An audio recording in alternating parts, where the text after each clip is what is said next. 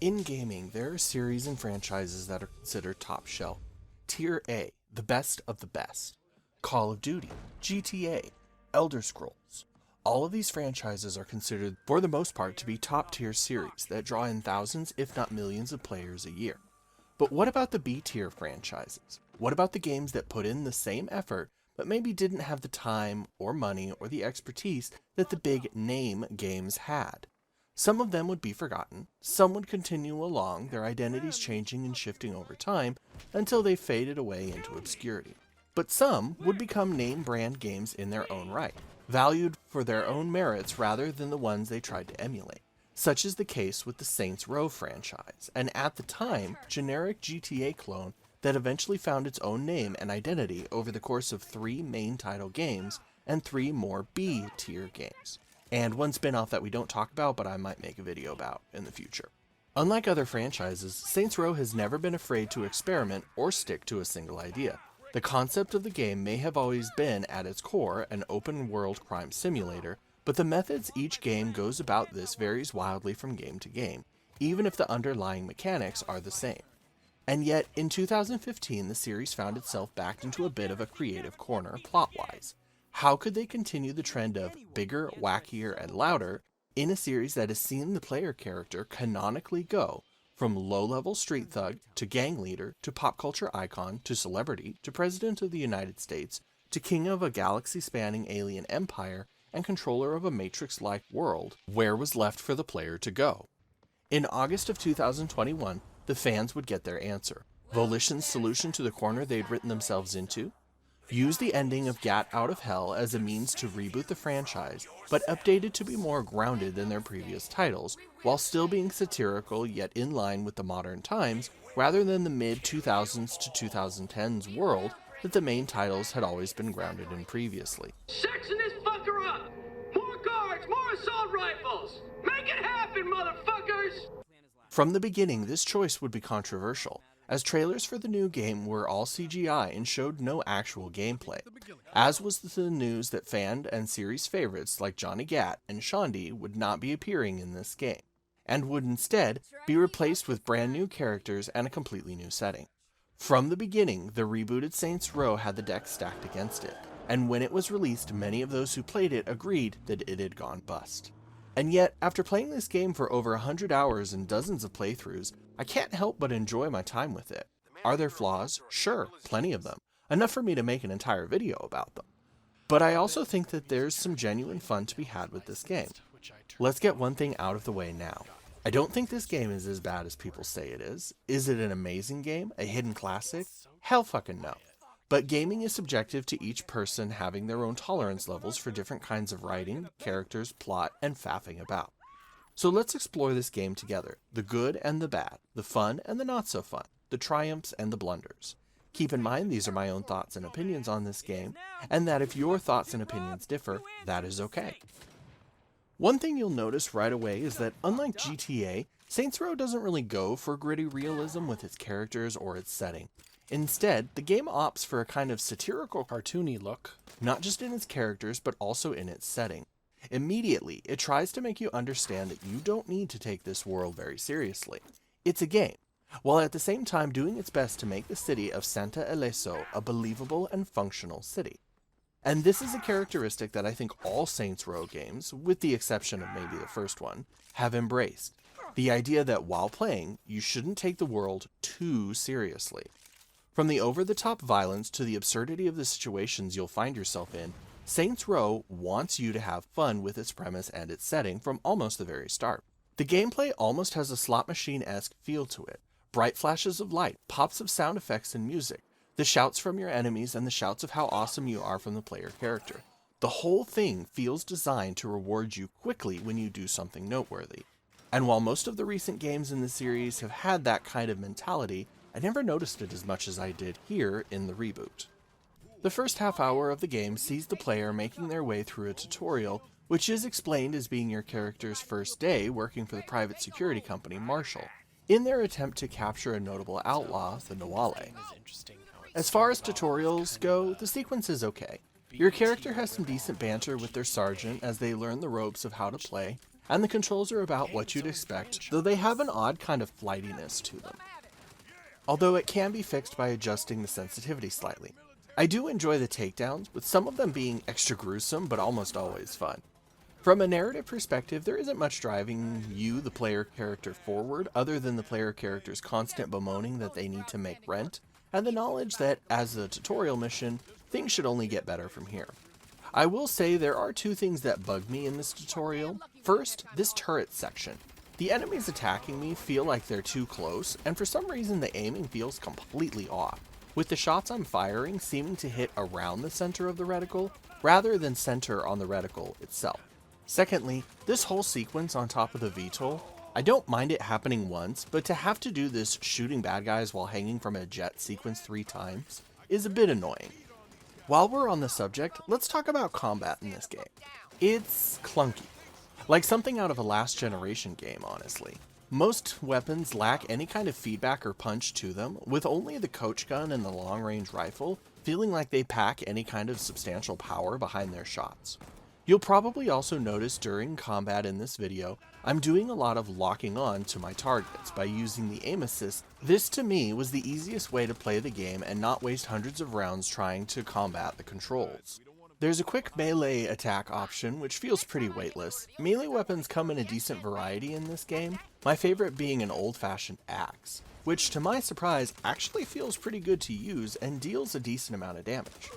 There's a decent enough selection of weapons from the conventional to the high-tech, unorthodox, and just downright bizarre. Pistols, shotguns, machine guns, and rifles come in all shapes and sizes, each of them with their own upgrades and perks to unlock. Over the course of my playthrough, I definitely developed favorites, the coach gun shotgun being up there at the top of my list, and it's nice that the appearance of each weapon can be customized to match the player's preference. You'll also notice that this game uses a context power wheel to access the different so-called special abilities that are unlocked as you level up. While I personally don't have an issue with this per se, I will add my voice to the others who think that it's a bit BS that the use of grenades is considered a power and not a weapon. In theory, I understand why they did it this way, making it so that as long as you keep your flow going, you have unlimited grenades. But in practice, 3 of the abilities are basically grenades with different visual wrappers, between a landmine, a standard grenade, and a grenade that you hand your enemy and then throw them. Why not just give us the normal grenade for free and come up with some other abilities? Overall, the combat in this game is one area that I can definitely agree with most of the reviews as an area that needed more work.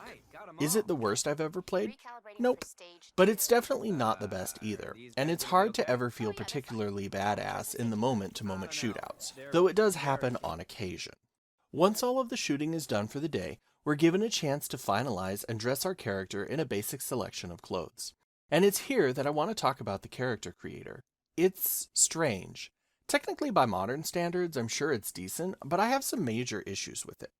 My biggest issue with the character creator is that, simply put, it's hard to make a decent looking character. The textures for the skin seem oddly blurry and low res. While the editor does provide a number of base looks for your various facial features, when messing with the sliders, I somehow feel like they simultaneously change too much or not enough. But my biggest issue is by far the options for hair in this game. They are absolutely terrible, with there seeming to be a disproportionate number of female hairstyles to male hairstyles. Previous Saints Row games didn't have this issue, instead offering a ton of various hairstyle options as opposed to the reboot's maybe 20 hairstyles. I don't want to do this too much since this critique is meant to focus on the Saints Row reboot, but take a look at the character creator from the remastered version of Saints Row 3. See how, when side by side, the two characters are vastly different. Also, I find it odd that I'm given the option to give my character tattoos in the character creator, only for most of them to be inaccessible until I actually visit a tattoo shop in-game. Also, the selection of piercings in this game is pretty woeful. Why is it that games continuously deny me the ability to give my character cobra piercings or to have multiple studs or rings in one of my ears? Not that the character creator is all bad. The various choices for prosthetic limbs is a nice touch, and the selection of voices are decently varied and can be fine-tuned with a pitch modulator, which I wish more games would adopt, though I am annoyed that the menu music plays while testing and tweaking your character's voice. I also happen to really like the color editor for whatever hairstyle and clothing you do select, as it works wonders for allowing you to fine-tune or go wild and add a little pop of wow to your selected style.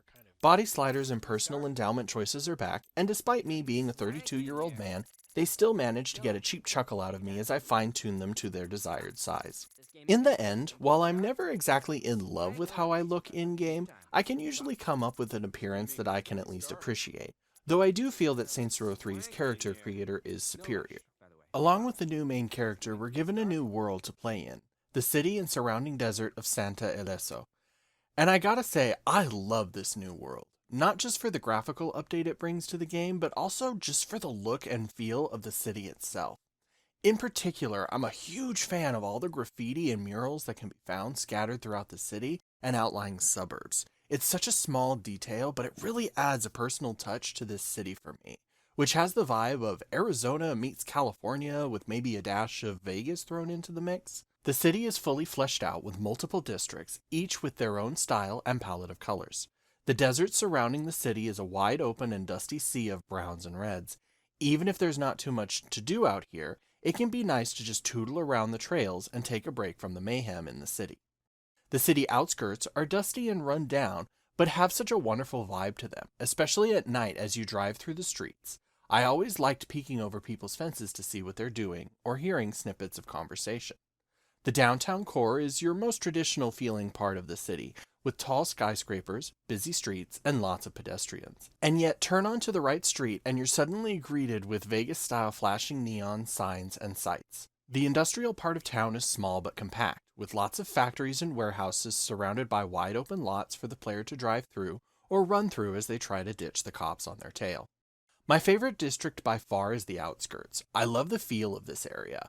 The combination of Mexican Adobe-style architecture and the sprawling areas of cheap, livable housing creates a neat contrast to me. When dust storms roll in, the area almost gains a post-apocalyptic vibe to it, with homes and buildings looming out of the swirling sands as you get closer, especially if you're on foot. I have a kind of romantic view of these kinds of settings, places where the average Joe, working boy or girl grew up and lived, never quite making enough to get out, but never falling below it either. The kind of place where friends and family keep a person sane and happy, making it possible to go on another day. The kind of place where after a hard day's work, you can grab a beer, sit on your back porch, and shoot the shit with your friends and tell stories about what you'll do when you finally make it and leave this place. Which is ironically the story of this game, as you, the main character, do your best to drag yourself up and out of the situation you find yourself and your friends in. Along with rebooting the main character and the setting, Saints Row 2021 would also introduce new friend characters to the player, Kevin, Nina, and Eli. The new characters were definitely a big part of the backlash the game received, with lots of players complaining that their writing was pretty bad, going more for a cheap laugh using woke and Gen Z humor than anything that's really thoughtful or meaningful. And while I do agree with this assessment, I don't think they're as bad as people say they are. Kevin, as described in promotional material, is the life of the party and a true people person, measuring his own self-worth in how happy he can make others. A former foster child, he enjoys cooking, working out, and being a DJ in Santa Eleso's underground music scene. At the start of the game, he's working for the Idols gang, which we'll talk about a little bit later in the video. I'll be honest, Kevin is my favorite new character. I love his sense of humor, and of the jokes that got a laugh out of me, most were from him. He definitely fills the main comic relief role of the new cast, and if I had to guess, I'd say he and the main character have known each other the longest, though I have zero evidence to support this. His missions are kind of a grab bag of serious and not, like the time he gets abducted, beaten, and left for dead at the scene of a bombing the Idols are plotting. Or another time when he begs the player to come with him to the local fast food place to try and get a limited edition toy. To me, Kevin feels like that friend we all know. The one who loves to party and have fun but can quickly get in over their heads and wind up drunk or high and needs to be babysat for the rest of the party. I find his allegiance with the Idols to make a lot of sense, since people with his personality type would easily fall under the sway of someone more charismatic and domineering like the Collective. Not that he ever truly drank the Kool-Aid, as when he's told by the Idol leadership to kill us, he instead does his best to kill them instead. Nina is an okay addition to the cast. As a character, she feels the role of the gearhead tomboy token girl who's just one of the guys.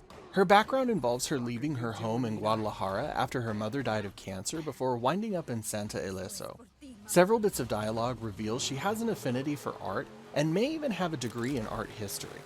At some point prior to the game, she joined up with the gang Los Panteros and has become a skilled getaway driver for both them and us, as well as possibly an art forger on the side. Her personality is about what you'd expect: headstrong, loyal, intelligent, but happier off working on a car or hanging out with her friends. Her missions usually involve her former gang, Los Panteros, with one having us race to try and recover her car that was stolen by them, or else assaulting Los Panteros' main HQ for revenge. But she also has a fun personal mission where we end up stealing a bunch of valuable artwork by a famous artist after the owners of those works refuse to sell the art even though they have zero appreciation for it. Overall, Nina's character is okay, but not once did I ever really truly have a lot of fun with her. She feels like that friend that we used to be really close with when we were younger, but now we've grown up and our interests have changed and we've kind of drifted apart, but we still chat on the weekends and we still go and do fun things, but it's never quite as fun as it used to be. Eli feels like that friend of a friend that says they're cool and so they tag along with us on all of our crazy adventures, but he never really seems to be having the same kind of fun that we are, and then later you find out he's got like a bachelor's degree, and you can't help but wonder why the fuck he's hanging out with us. Out of all the new characters, Eli feels the strangest to me. Unlike Kevin and Nina, Eli isn't a criminal or a street kid as far as I can tell. In fact, everything about him feels like he comes from money, which is odd because he's written to come from just as poor a background as the other characters. Eli is definitely the brains behind the business side of the Saints. He keeps the companies they run working and probably keeps the IRS off the Saints' back as well. In some ways, I like him. His quest involving his participation in the local LARP scene of Santa Ileso is one of my favorite side arcs in the entire game. Seriously, I cannot tell you how much I love these missions. But then his other mission involves us showing him how to shoot a gun, and when we're doing so, he can't actually be bothered to pick up the weapon and practice himself. Eli as a character never really connected with me. Honestly, I kept waiting for there to be a big moment where he'd betray us for a big pile of money or else controlling interest in the Saints. I'm gonna save talking about that for now because it kind of leads into some stuff I want to talk about, but just know that I was basically holding my breath for it to happen for almost the entire game. Overall, I don't think the new characters are as bad as people say they are. They're definitely written to be more appealing to the Snapchat and TikTok generation, which can be a bit annoying at times, but for the most part, I enjoyed the writing in the characters. I certainly have some questions about them, such as how did we all meet? How did we all come to be okay with each other minus Eli working for rival gangs? How the fuck much is our rent? The game never really addresses these questions, leaving the characters in this game feeling very shallow. But in the long run, I don't feel it's as bad as people said. In a game about shooting cops and taking over a city, I don't need characters to be super deep or complex. Don't get me wrong, it's nice when they are. But what I mostly need out of them is the ability to hold a gun and hit their targets. I will acknowledge that the quality of writing has suffered and is definitely not on the same caliber that it used to be. And while that is disappointing, in my personal opinion, I don't think it ruins the game. If I, the player, am still having fun, then I can tolerate the occasional missed joke, awkward dialogue, or shallow character. Definitely this aspect of the game will be on a case-by-case basis, however, depending on what your personal tolerance level for it is. Navigating the game world isn't particularly tricky, consisting of your normal blend of cars, motorcycles, helicopters, planes, and jet skis, as well as a wingsuit, which is a new addition to the series. Overall, I don't have much to say about this concept, but one big complaint I have is with the camera. In games, it's commonplace for a player to be able to maneuver the camera independently from the vehicle they are maneuvering, with the camera snapping back to a default view after a few seconds. Saints Row struggles with this, and there were times where I struggled to drive in a straight line because the camera would not snap back. Look here, you can see on screen how awkward this is. And while yes, I can manually maneuver the camera, it never feels smooth or good to do so. Besides this issue, vehicles in this game feel decent enough. All the vehicles handle relatively well on the streets, though you'll need a special upgrade for them if you want to take them out into the desert and maintain that same level of control. I really enjoy the vehicle customization in this game though. with most vehicles having several body mods that you can swap in and out, basically at will. In the end, you can trick out pretty much any vehicle you find, which, while not uncommon in most modern games, is a nice money sink in this game. I will mention a few other things about vehicles in this game. Currently, there's a bug that causes vehicle sound effects to be dramatically reduced, making it difficult to hear the sound of your engine or sirens on applicable vehicles. This is a long-standing issue that most likely will not be fixed on consoles. Also, the selection of radio stations and songs, while decent in size, never really grabbed me personally, with only maybe 4 or 5 songs actually being enjoyable. For the most part, I just stuck to the classical or the country station. At its core, Saints Row 2021 is a rags to riches story, with one of the first story beats being about how, in order to make rent after being stiffed on our work bonus, the group of friends decides to rob a payday loan place, before getting into an enjoyable, albeit clunky sequence of running from and just narrowly avoiding the cops. After that, we're given some filler missions, introduced to some side characters, introduced to the 3 major factions in the game, and then given a way to earn some passive income as we play, which I'll admit is very much appreciated, as I myself am usually buying new clothes or weapons every hour or so. Eventually, we find ourselves working security for a valuable artifact known as the Hummingbird Codex, which Loth Panteros promptly tries to steal, which turns into a 3-way clusterfuck when the idols show up looking for the same artifact as well. And can I just say, I love the way they introduce the idols here. I love how they make this big production and scene to entertain their followers while spouting their gibberish. In the end, we manage to save an important member of the Marshall Board of Directors, but lose the Codex, which results in us being fired, which I have a slight issue with. As a member of the Board of Directors, I would assume Myra Starr actually outranks Atticus, and she does owe us for, saving her life, so why can't she just hire us back? This leads us immediately into a mission that sees our character depressingly lazing around the apartment, trying to eat the world's most passive-aggressive waffle, and doing some retail therapy buying from the Home Shopping Network. I gotta be honest, I like this sequence. I like how the objectives are all screwy and how the character just acts like they've given up on life. To me, it's pretty funny. But then a twist. Loth Panteros is going to attack an idol party that Kevin and Eli are at, during which Eli gets shot. Little tangent here, but I kept waiting for it to be revealed that Eli had just spilt some wine on his shirt or something, and that he hadn't actually been shot at all. I don't know why, but that would have been hilarious to me, considering how many people we had to kill to rescue them, and how big a deal Eli is making of getting shot. And it's here, as we're working to stitch up our friend, that the main character proposes the idea of forming our own gang. In their words, "Not obvious? We're starting a criminal empire." What? Your car was right, Eli. About everything. Yeah, what the fuck is happening? Guys, we're really good at what we do. So why are we doing it for other people and not ourselves? I mean, you know how to start a business. Kev knows how to get attention. I'm a walking murder party. And Nina? Nina's the best goddamn driver in the business. Who could touch us? Hell, we just took on 2 crews at once and walked away just fine. I was shot. And you're getting a sticker, so quit bitching. I'm in. Fuck yeah. Yeah, let's do it. Okay. Eli? Nina's down. Kev's down. Snickerdoodle is definitely down. Oh, do not bring her into this. Ugh. Is that a yes? Yeah, it's a yes. From here, we start putting the pieces of our gang together. We find a base of operations, recruit members, and figure out ways to expand our territory and influence across the city. This is also when we can choose to pursue our friends' personal quests, and in general, is a pretty open part of the game where we can mostly just dick around and enjoy Saints Row's particular brand of what I like to call fun and freewheeling jackassery. Eventually, a lawyer shows up on our doorstep and reminds the main character that back when they worked for Marshall, they signed a non-compete clause which is apparently so vague and nebulous that competition seems to refer to anything that might even take a dime of profit out of Marshall's pocket. And here's where the game's plot kind of splits into 2 different directions, with one direction seeing us doing everything we can to piss off Marshall and get out of our non-compete clause, while the other sees us continuing to run our gang and spend time with our friends. Okay, so firstly, that's not how a non-compete clause works. Unless the Saints are also running a private military for hire, they are not in any way competing with Marshall. Now yes, they might be robbing and stealing from clients that employ Marshall for protection, but that wouldn't trigger the non-compete clause.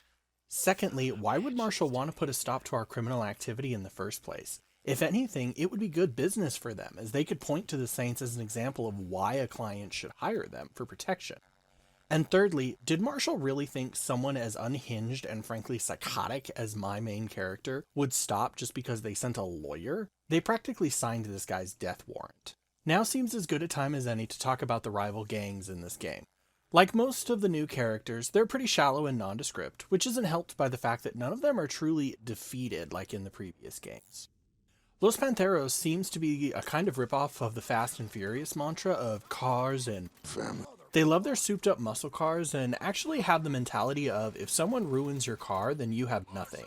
In some ways, they kind of remind me of the luchadors from Saints Row 3. From a writing perspective, they're a bit odd though. Nina talks about them being a family and how they've been going downhill since the current leader, a walking mountain of a man by the name of Sergio, took over. Which makes me think that Nina should be able to convince other members of the gang to leave and join the Saints. But if that ever happens, it's off screen and I never see it. The leader Sergio doesn't have a ton of screen time in the game, but to me doesn't come off as believable when he is there. Especially his call to Nina during his attack on the idols, he comes off as this whiny, petulant man-child who's throwing a tantrum because he didn't get what he wants and isn't getting sympathy from the people he values. Also, the way he says, "I'm the friend you should be worried about," comes off as really strange and slightly creepy and kind of stalker-esque to me, though the game does absolutely nothing with that. The Idols are a gang of influencers and cult leaders who want to reshape the world into a postmodern capitalist society that, in their own words, has no gods, no pharaohs, and no idols except them. Simply put, they're narcissistic and supremacists who think that the world would be a lot better if people stopped thinking for themselves and just did what they were told, masquerading as a group that wants to free the world from the shackles of consumerism and materialistic greed. Did you just throw up in your mouth a little bit when I read all that? Yeah, I did too. The thing about the idols is that they're all hypocrites, whose goal of a free society with no gods or kings or idols is fundamentally incompatible with their own narcissism, because in such a world, no one would pay them the slightest bit of attention. Narratively, the idols are kind of a joke to people who are capable of critical thinking, and I'm not sure why any rational thinking person would join them, but I can also completely understand how a group like that would be attractive to the needy, the desperate, and the marginalized, as it gives them a target and a scapegoat for all of their misfortune, and the means to enact their revenge on that target. Visually, I do like their outfits and their cars. The pops of neon and EL wiring looks really cool, especially at night, and I love that you can actually buy their various idol helmets that some of the soldiers you fight wear. One notable quirk about the idols is that they're not led by a singular leader, but by a collective of individuals, all identified by the electronic cat helmets that they wear. In some ways I like this idea. It kind of reminds me of Professor Genki from Saints Row 3 and Saints Row 4, but narratively it means that if you want to dismantle the idols, you have to slowly chip away at them, which is something I will discuss later.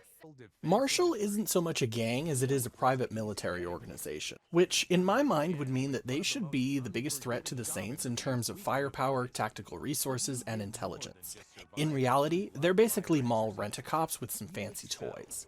Some of their specialist soldiers can be dangerous, but for the most part, they die just as easily as any other person when shot several times in the face. Marshall itself is run by Atticus Marshall, our boss for a few missions at the start of the game. And in some ways, I like Atticus. He's wonderfully voiced by Darren DePaul, who gives the character a totally believable, gruff, no-nonsense tone and attitude. Of all the gang leaders, Atticus feels like the most dangerous at times in terms of resources and firepower. Not that the game will ever really deliver on this, as the biggest shot he ever fires at the Saint is to try and legally enforce his little do not compete clause. The gangs of Santa Ileso are a complete grab bag of ideas and concepts. Not that the previous gangs in the franchise haven't been similarly ridiculous, but I think the thing that bothers me the most is the lack of closure with each gang. In Saints Row 2 and Saints Row 3, you start by killing rival gangs' foot soldiers, then their lieutenants, and then their leaders. But in the reboot, that never happens. Yes, Sergio does die, but it's not by our hands. Dealing with Atticus doesn't diminish Marshall's presence in the game. And although it is fun to fire him and imagine him watching his company go down the drain, we're never shown this. You can wipe out the Idols Collective, sure, but 2 of the bosses are hidden behind side activities, meaning it's entirely possible to miss them if you're not doing those side activities, which isn't narratively satisfying. I suspect the reason the devs did this was to avoid the Saints Row 3 situation. In that game, each time you kill a boss leader, their gang's presence in the city would greatly diminish. But in order to keep the game endlessly playable, the final gang, the Luchadors, remain at full strength even after killing or discrediting their leader. Now granted, you can still find pockets of the other 2 gangs around the city, but for the most part, any post-final combat will be the Luchadors, which, if I'm honest, was my least favorite of the gangs in that game. So I think this was their solution, and while I may not have liked this solution, I can see why they did it this way. As it turns out, running a street gang is surprisingly difficult, and after a few simple missions we learn that while things seem to be going better for us, our new venture is teetering on the brink of collapse. Honestly, this part kind of bugs me, as up until this point, I've been kicking absolute ass and chewing gum at the same time. My passive income is in the thousands of dollars, and I have a fleet of sweet rides for both land and air. I've killed pretty much everyone who's tried to stand in my way, and there's been absolutely zero indication that things are on shaky ground. Nevertheless, something needs to change apparently. The Saints need a large influx of cash to come into them, or else they won't be able to continue to grow. And this influx takes the form of a large shipment of money coming from the Federal Reserve to the local banks so they can maintain their required federal minimums. Okay, it's about here that I begin to notice the diminishing quality of the game's writing. Firstly, yes, banks do have to maintain a certain balance of cash on hand for withdrawals and ATMs and such, but that amount is only a few $1,000s or so to prevent bank robbers from making off with millions. Secondly, robbing a shipment from the Federal Reserve goes way beyond any crime we've committed prior to this, except for maybe murder. It's a federal crime, which in real life would mean you're suddenly dealing with the FBI, US Marshal Services, and very possibly the Secret Service since you're dealing with money. And the fact that no one, not even Eli, brings this up is a bit baffling to me. There's just one problem with our plan. Apparently 4 psychos isn't enough to rob a train. We need a 5th, the Nawale. Not really sure why, I've handled things just fine up to this point. But the game says we need him, so we're off to the super secret extrajudicial prison that Marshall keeps just outside the city to break him out. The sequence to break the Nawale out of prison is pretty fun though, definitely making fun of mandatory stealth missions that games sometimes try to use. I like the chatter the player character has with his friends as well as some of the guards when he passes by them. Springing the Nawale isn't hard and involves us shooting out some servers before surviving the hordes of guards and prisoners that fill the hallways of the prison before stealing a Marshal vehicle and using a series of ramps and jumps to escape. And again, it's around this point that the game wants me to grind some more, as it gate locks a few missions behind having a certain number of criminal ventures around the city. Criminal ventures were a pretty fun idea and consist of businesses that the Saints own and run, and serve not only as sources of incomes, but illegal ventures as well. There's a decent selection to choose from, my favorite including finding and dumping toxic waste, working with a think tank to invent some over-the-top new gadgets, and becoming an arms dealer who streams themselves using their weapons to destroy public property. Each venture is ranked with tiers, with the higher tier ventures costing more, but also generating more money for the player. By the time the last venture is placed on the map, I have a passive income of almost $1,800 every 5 to 10 seconds or so. And while the lizard side of my brain likey when the numbers go up, it again diminishes the idea that the Saints are in dire financial straits. Then again, maybe it's my passive income that allows me and the gang to take the Nawale out for a team building exercise. Small note, the start of this mission bugged out for me and the Nawale wouldn't get into the RV until I ran him over enough times that he needed to be revived, which apparently reset his AI. Apparently it's a known issue that's just never been fixed. The mission itself is okay, and has us just taking the Nawale around town to do activities under the guise of team building, only for the various factions to mess us up and need killing. And at last comes the train heist. We give the Nawale a special knife, tell him he's welcome to join our crew if he wants, and then it's off to rob the train. This mission is alright. I can tell they were going for a kind of youth versus experience kind of vibe here, with the main character and the Nawale competing to see who's better. But the Nawale is surprisingly absent for most of this mission. In fact, after rewatching the mission, he seems to only have had 2 important moments. The first, when he comes out of nowhere and effortlessly kills Sergio, the leader of the Pantheros. Something that, if I'm honest, I think our character probably could have done on our own in a boss battle, albeit by the skin of our teeth. And secondly, when he saves us from being crushed under the train after it crashes into rails, which, fine, fair enough, we definitely needed saving there. But still, for all the effort we went through to break him out of prison and build up trust with him, his lack of presence in this mission is really kind of bizarre to me. Also, on a small tangent, after the mission the player is awarded $150,000 for spending, and while I'm sure that's not all the money the group stole, I can't help but roll my eyes at it. With my passive income, I can make that in less than an hour. Did we really need to actually rob this train? Well, as it turns out, robbing a train full of federal money and then derailing it and killing everyone on board was a great career step for the Nawale, since everyone in town thinks that he did it all on his own. Not to be outdone, and not at all as a cry for attention, our character decides, hey, we're gonna go steal the Hummingbird Codex, that thing that we were supposed to be guarding when we worked for Marshall before we got fired because the idols stole it from us. Teaming up with Kevin, we storm a nearby idol vault and discover that it's a trap and the codex has been moved. We escape the trap and make our way to the collective's yacht, which again, I can't help but roll my eyes at. For people who want to undo capitalism, they sure do like their expensive mansions and yachts. All things that you need money to buy. I suppose technically they could have stolen it, but I don't like the gang enough to actually give them that excuse. We shoot our way through the yacht and steal the codex before deciding to use the idol's own bomb and destroy their HQ. After setting the bomb, we do battle with two collective members in what I think is supposed to be a boss battle, but I'll be honest with you, I'm pretty OP at this point, and I basically killed one without realizing it, and then the other with a simple finisher. Codex in hand, we hoorah our way back to the base and give a speech to the gathered gang members. The speech itself feels pretty odd, sounding more like a rise up and call to arms political speech than the kind of speech a criminal like me would be giving to other aspiring criminals. But hey, who cares? Los Pantheros is down, the idols are down. Who can stop the Saints now? The Saints are now a wholly owned subsidiary of Marshall Defense Industries. No? The employment agreement you signed when we hired you contained a non-compete clause. I signed a lot of shit. I didn't actually read it. Not our problem. By attacking Marshall interests, to wit, the Frontier Prison, our cargo train, and various other assets, you became a competitor. So, what's your fucking point? Pursuant to Article 9, Section 12, Paragraph 36A, you have surrendered all rights and ownership of the Saints to us. Eli? Oh my God, he's right. Of course I'm right. I wrote the fine print myself.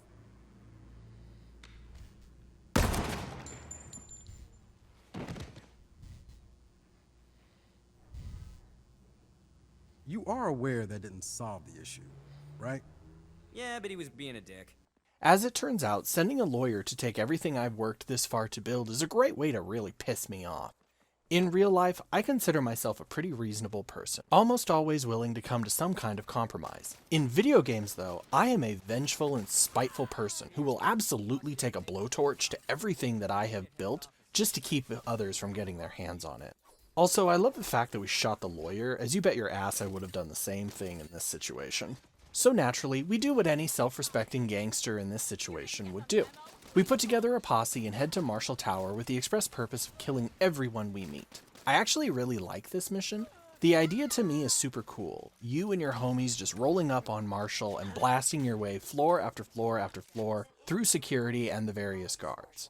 At some point, Atticus gives us some sanctimonious lecture about how our actions are just a temper tantrum, which they completely are, and how he'll always win because he has more lawyers than we have bullets. Which, don't get me wrong, is a pretty dope line, but at the same time very much makes me want to test that theory, considering I have yet to run out of bullets in this game. As it turns out, Atticus is full of hot shit anyways, as when we finally do make it to his office, he's not even there, and instead we find Myra Starr, the member of the Marshall Board of Directors we had saved previously, who informs us that Atticus left as soon as we showed up on Marshall property. Instead of killing him, she, however, gives us an offer. Help her get rid of Atticus by getting him voted out as president of the company by causing Marshall's stock prices to plummet. We agree to this, and a short while later, we're in a Marshall tank causing as much damage as we can to public property. Honestly, I don't buy this mission. Marshall is a multi-billion-dollar private security firm. One incident involving a tank is not going to be enough to drop their stock prices. Not unless I kill some very important people in some very public ways. But I don't. Instead, I just cause a shit ton of property damage. Like I said, I just don't buy this. But hey, who cares what I think? I'm not a business major. Because the plan works and the board calls for a vote. We get the obligatory boardroom drama, where the vote to remove Atticus as president of the company winds up in a tie. Of course, we, the player character, will cast the tie-breaking vote, because apparently we're on the board of directors now. At the end, I decide to fire Atticus. I figured fair is fair. Afterwards, Myra Starr signs the Saints back over to us, but warns us that if we ever interfere in Marshall business again, she won't save us. Whatever, lady, I got DLC missions to do. Like most modern video games, Saints Row 2021 has its fair share of downloadable add-ons. There's been several cosmetic packs adding new clothes, vehicles, and weapon skins to the game, and along with those came 2 larger DLCs and 1 activity one. The activity one isn't really worth talking about, as it just adds a few timed races involving the wingsuit under the guise of some in-game company hosting a contest. That's it. Nothing else to say about it other than it exists, here's some footage of me playing it, and now we're going to move on. The first of the larger DLCs is called The Heist and the Hazardous, and starts off with a rather interesting premise. Wanted, one of the apps the player has on their phone, is offering a $1 million bounty if we'll kill some Hollywood sleazebag producer. Of course we take it, which sees us racing off to a small new area of the map that is added specifically for this DLC, Sunshine Spring. The new area is pretty small, but comes as a welcome addition to the map as a place where the super rich and famous hang out. Some of the nicest cars in the game can be found regularly here, and several new gang hideouts give the player incentive to spend at least a few minutes running around clearing them. After fighting our way through a live-fire gun range and killing our target, we're introduced to the person who placed the bounty. Chris Hardy is an in-universe celebrity actor who starred in a series of heist movies that sound like a mix between the Ocean's franchise and the Fast and the Furious series. Like most actors, he turns out to be a bit of a dick and stiffs us on our money, instead trying to pay us off with a signed photo of himself and a promise that he'll give our name to his rich and famous friends if they need anyone else killed. Naturally, when we object to this, he has one of his bodyguards knock us out and then toss us off his deck into the river below. I laughed pretty hard at this sequence when I first saw it. It's fun to see the character geek out over various movie memorabilias and then see him realize that he's getting stiffed his money. As someone who's had the "I'll pay you with exposure" line used on him before, I find it pretty funny. Also, how did being thrown off this porch not kill me? It looks like I fell more than 100 feet, and not only am I unconscious, but I land in water. I definitely should have drowned. So naturally, when I wash up downriver, we do what any violent gang member who's been stiffed $1 million does. We decide we're going to rob a movie star. And the plan on how to do so is inspired by one of Hardy's own films. We create a holographic disguise of Hardy and then slip into an auction he's holding to sell off some of his movie memorabilia to fund his passion project film. At first, I was kind of excited for this plan, as I thought it would involve several different missions. But no, it involves one mission where we tail Hardy from a distance and snap 3 photos of him at opportune moments. Sound boring? It is. And not only is it boring, but it's way, way too easy, only requiring me to choke out 2 of Hardy's bodyguards to get the images I need. Apparently Kevin knows someone with access to the hologram emitter, so in what feels like less than an hour from deciding to rob a major movie star, we've got everything we need to actually make it happen. The actual heist mission is pretty fun though. The hologram thingamajig works like a charm, making us look exactly like Chris Hardy, for all intents and purposes. And it's fun to get to play as one of those douchebag celebrities that can say or do just about anything and get away with it. Some of the little quips you can say to the guests are pretty funny, and the sequence where you have to dodge lasers to get into the vault is a fun little touch. But of course, in true heist fashion, the target knew we were coming and upped their security. Not that it matters, as it turns out everything we had done was just a distraction so our friends could drill into the vault from another location and Shanghai the loot. Again, this is kind of fun, and I love the cinematic feel of the vault door exploding off its hinges and definitely killing 2 or 3 people when it hits them. What follows next is a fairly simple fight your way back up the way you came segment, followed by a sequence where we, in a helicopter, protect our friends and rack up a truly bankruptingly large bill for Chris Hardy, who at the end of the DLC is left with nothing but the debt he owes to Marshall and the knowledge that all of this could have been avoided if he had just paid us. Overall, this DLC is okay. In some ways, I don't want to call it a DLC because it adds so little to the main game. The assassination mission was fun, and so was the actual heist, but that was it. Sure, the writing was cheesy and bombastic in that so bad it's good kind of way, but it doesn't really have any meat to it. 3 missions and a small new area. That's literally all $5 will get you for this DLC. Also, real fast while we're discussing the writing, throughout the mission, they keep quoting this line Chris Hardy is apparently famous for saying. My game, my rules, and you just rolled snake eyes. Yeah, they definitely use it way too much, and it comes off as annoying after like the 3rd time, and not in the annoying because everyone quotes it because it's so great kind of way. Doc Ketchum's Murder Circus is back in town. This DLC doesn't really have anything to do with the main story or characters, and instead just brings back a memorable but short-lived level of Boot Hill that the player had to play through in the main quest. Only this time, to keep things fresh, there are 4 new characters we can play as while competing in Boot Hill, with us unlocking new weapons, abilities, and some minor story beats the more we play.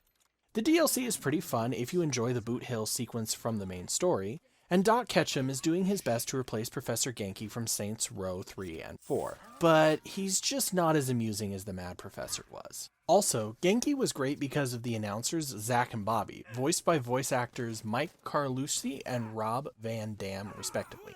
Their performances as the murderous game show announcers was always a blast to listen to and is sorely missed here, though Doc Ketchum does his best to fill in for that.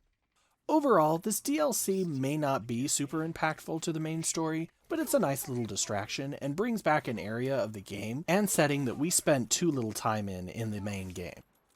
Game of Thrones was still pretty big at the time of this game, so by far my favorite DLC, and the one that the devs clearly had the most fun making, is of course a parody of it. The annual Dust Moot is upon us, meaning that it is once again time for us to don our LARP gear and quest in the name of glory and treasure. The original LARP questline saw us forming our own great house, wiping out the other houses, and claiming the Dust Crown for ourselves, making us king or queen of the Dustland.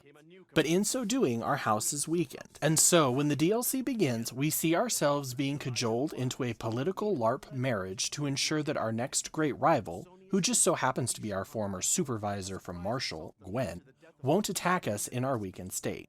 As I mentioned, Game of Thrones was pretty popular at this time, so of course the writers were going to spoof the infamous red wedding scene. Unlike that scene though, our character and our bride-to-be both survive, though our friends do not. Now, I have a confession to make. I am exactly the type of player that this DLC was made for. I loved the original LARP missions from the base game. I play D&D and other tabletop games in my spare time, and I am a sucker for a good fantasy world. So I'm definitely biased when I say that I loved this DLC. I loved wandering around the new area called the Dust Fair, playing fantasy-themed carnival games to earn tickets so we can buy a Speak with Dead potion, so as to ask the lore master what the hell is going on. I loved every second of this. And it turns out the person who attacked our wedding is called the Chill Queen, and she's one of the 4 original founders of the Dustland LARP group, but was exiled for trying to impose her min-maxing ways upon the game. For those of you who don't know, min-maxing is a technique for building characters in RPGs that maximize their power with minimal effort, usually at the cost of character depth or agency. So while the character may be really powerful, they might not be very fun to play as, or they may need to justify their actions with the words that every RPG player hates to hear. It's what my character would do. Anywho, it turns out that the Chill Queen seeks to gather each of the great house's items of power and use them to rule over the Dustlands. And thanks to her stunt at the wedding, she already has one of those items, the Phoenix Egg from House Phoenix. In the main game, our house actually acquired another item of power, the Bowel Rod, which, despite its misleading name, is actually a giant worm monster that can basically be summoned to the battlefield and used to decimate entire player armies. So we hatch a plan to move the Bowel Rod to a more secure location, and what follows is a pretty standard turret escort mission. I must say, I really do love the look and feel of these LARP missions. It's fun to see everyone dressed up in costumes, pretending to be knights in some post-apocalyptic setting while using their cars and vehicles and whatever materials they can to make it all seem real. I particularly love the touch that the Frostlanders' shields are refrigerator doors that they hold. But alas, it was all a setup, and after separating us from the Bowel Rod, the Chill Queen has taken it for herself, leaving only one item of power left, the Storm Giant's bones. To find those, it's off to Fort Thunderpump, and the scene where we slew the previous Dust King, in a scene that was definitely over the top for a Saints Row game, but perfectly in line with any D&D campaign that I have ever played in. I'll give you anything. Riches, power. Just name your price. I come for your crown. You? A min-maxing knave? Never.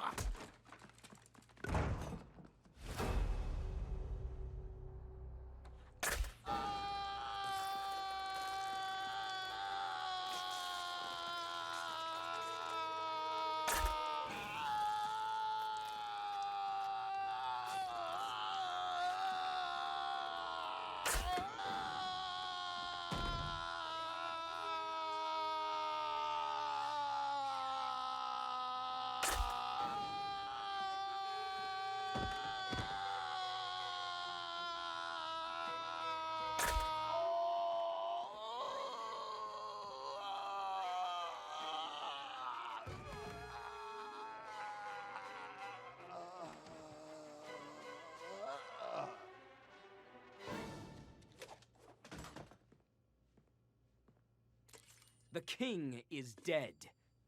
Long live me. Move.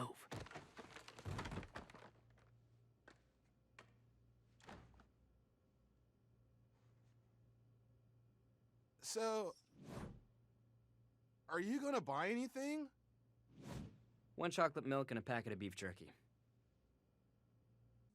When we arrive at the fort, we overhear a monologue by the new leader of House Duststorm, lamenting that the previous king, the dude we killed, seems to have stolen the Storm Giant's bones. And sure enough, when we drive out to his place, he admits to having stolen them and then given them to the Chill Queen, meaning she now has all 3 items of power. And it's then that we, the current Dust King and leader of House Sandy Kraken, make a monumental decision.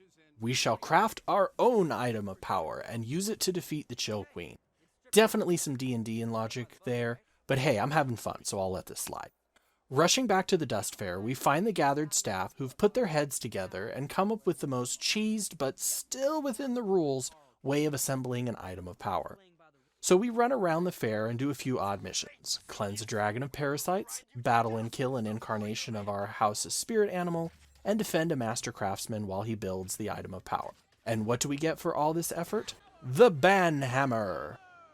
Again, I just want to repeat, I am genuinely loving all of this. As someone who's argued with cheesers and rule lawyers, I love that our solution is still technically within the rules, even if we're never actually told what the official rules are. And I love that the item we create is the Banhammer, a weapon any Reddit or Discord admin is definitely familiar with.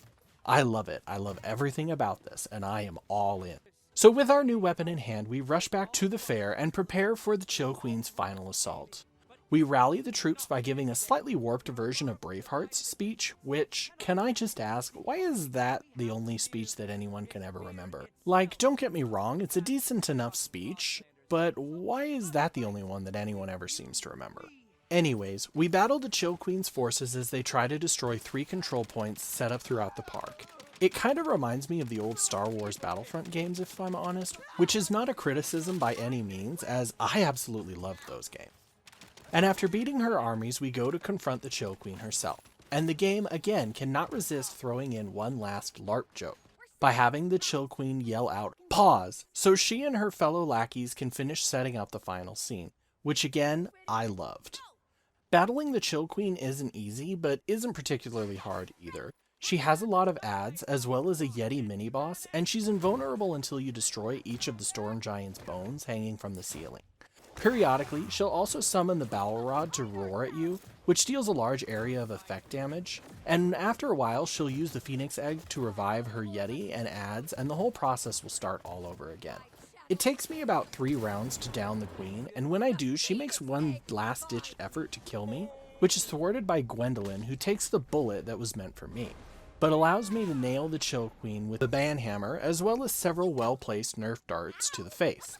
And with that, and a final warning to get the fuck out of our game, the Chill Queen slinks away, leaving us once again victorious and king of the Dustlands.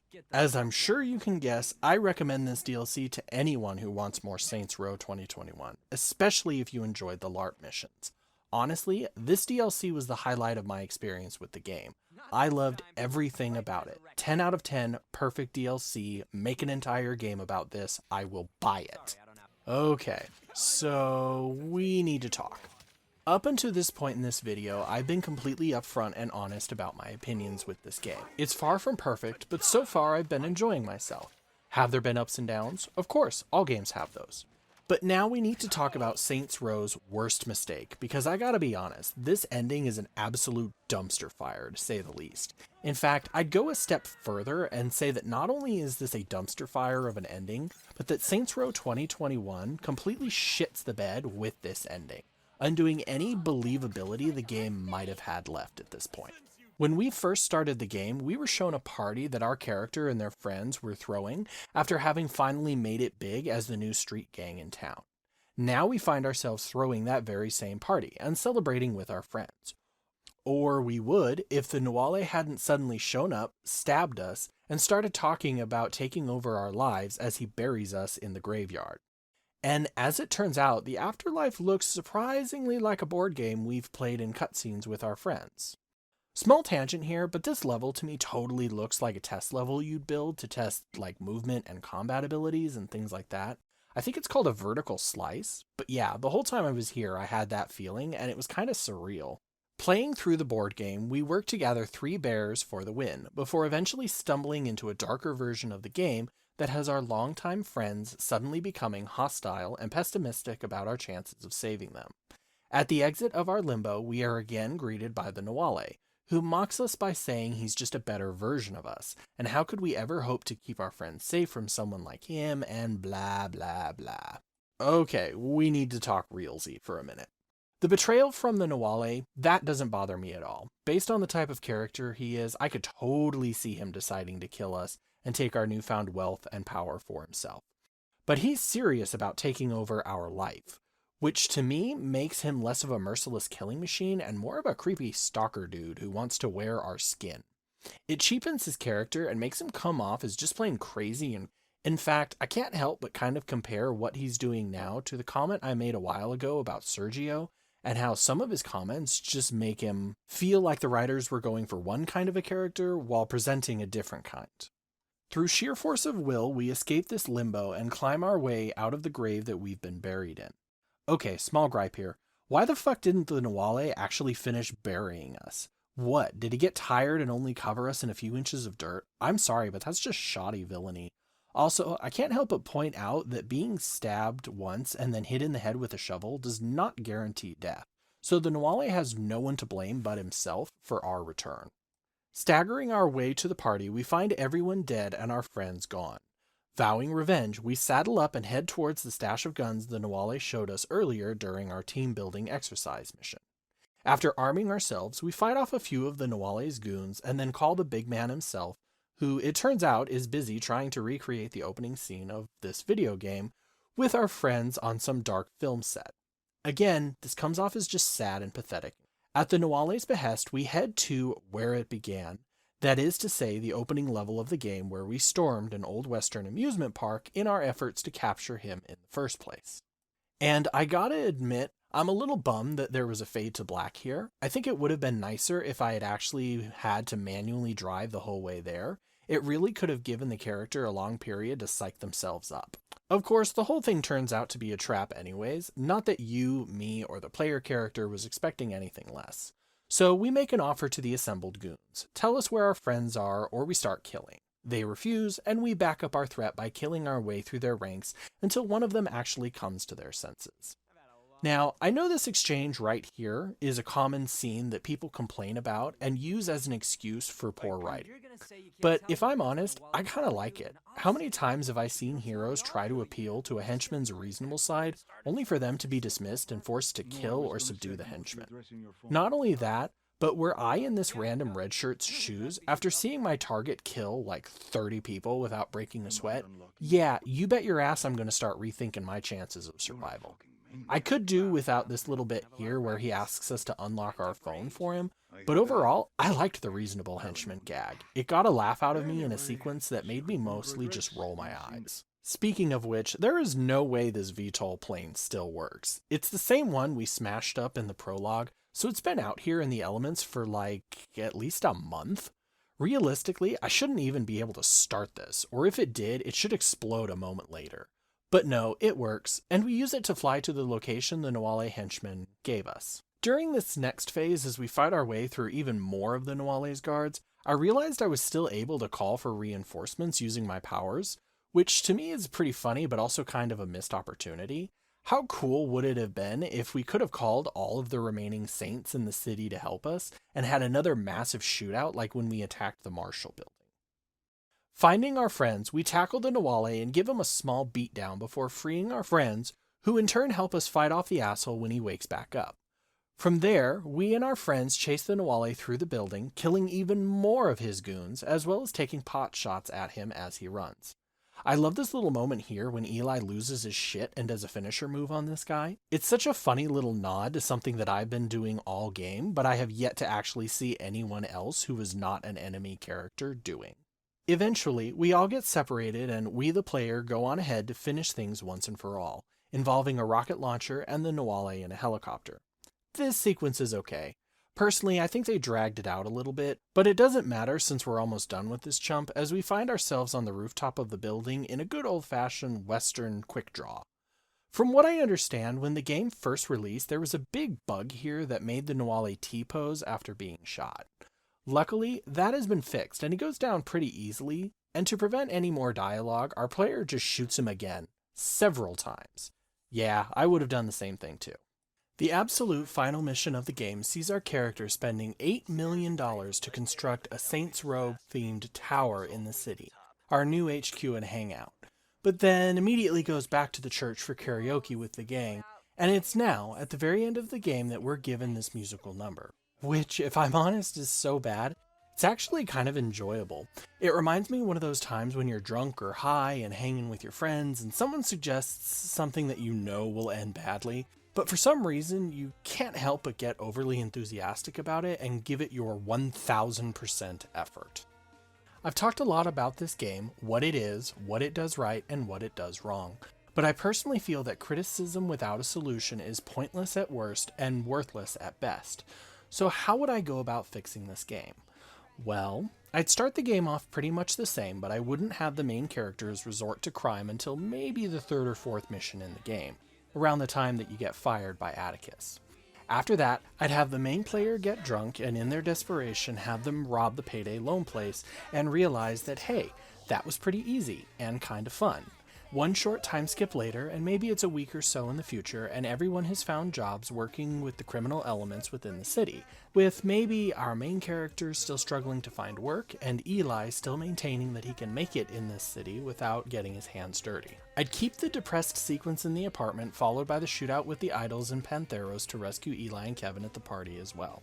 But later, when the lawyer shows up, have Eli not only side with him, but perhaps leave with him after revealing that all of the Saints' businesses are in his name and not the player's, since he is not a criminal. Have the player run several missions where they try to ruin Marshall's stock prices only for it to be revealed that Eli is using his knowledge of the characters to help Marshall minimize the damage being done to them. Really make it seem like Eli is betraying us and siding with Marshall, since being part of a company and getting rich has always been part of Eli's dream. When it comes time to have the meeting of the board of directors, reveal that Eli was working as a double agent and has secretly been maneuvering himself onto the board so he can be the tie-breaking vote. Perhaps you could even have Atticus have been the one that nominated him, thinking that Eli would side with him in the vote. As for the ending with the Nawale, maybe Atticus, after being fired, reaches out to him and offers him a clean slate and new identity with no criminal record if he'll wipe out the Saints. So after surviving our murder attempt, we race to save our friends and then confront the Nawale and Atticus, which ends in a big showdown double boss battle with us and our friends versus Atticus and the Nawale at the same time. Okay, So now that we've discussed the game, I want to clear the air on a few things. I personally feel this game received a slightly unfair amount of hate when it was first announced and later when it was released. The game has its flaws for sure, and I can certainly understand how a longtime series fan might dislike some of the decisions with the new style of writing and the new characters. But I feel like a lot of longtime fans wrote this game off without ever actually giving it a chance. Saints Row 2021 can be very enjoyable at times. Am I saying it's a sleeping masterpiece? Absolutely not. Not with that ending.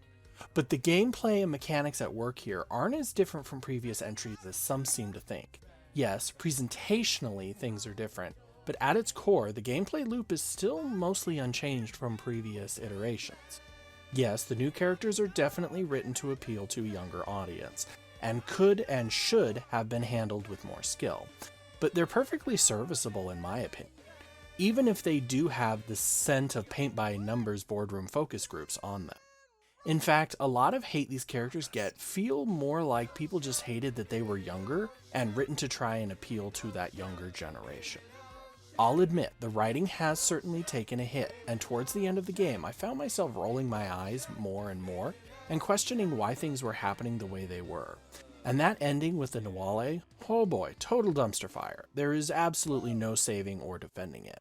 Though, from what I understand, the ending isn't even originally the way the devs wanted it to be, and instead the publisher put their foot down and said they wanted an ending that focused more on friends and family and less on the revenge and street gang angle. Sadly, the game received mixed to average reviews on release, with many players noting various bugs and glitches that hampered their play experience. And while many of those bugs have since been fixed, a bad review or first impression is much, much harder to get rid of. Then, another blow, in 2023, Volition was shuttered and dissolved by its parent company, leaving the future of the franchise in complete limbo to this day. Overall, I mostly enjoyed my time with the Saints Row reboot. Yes, it has issues, but if I'm enjoying my time with a game, I'm more willing to overlook those deficiencies. I think the heart of the issue was that in trying to appeal to a younger audience, Volition forgot the fan base they had already curated. In trying to appeal to the youth, they forgot the experienced players who had enjoyed their prior works, and ultimately, that cost them their crown. The only way this could be better is if you put on a fucking shirt. Dinner and a show, baby. Oh, please.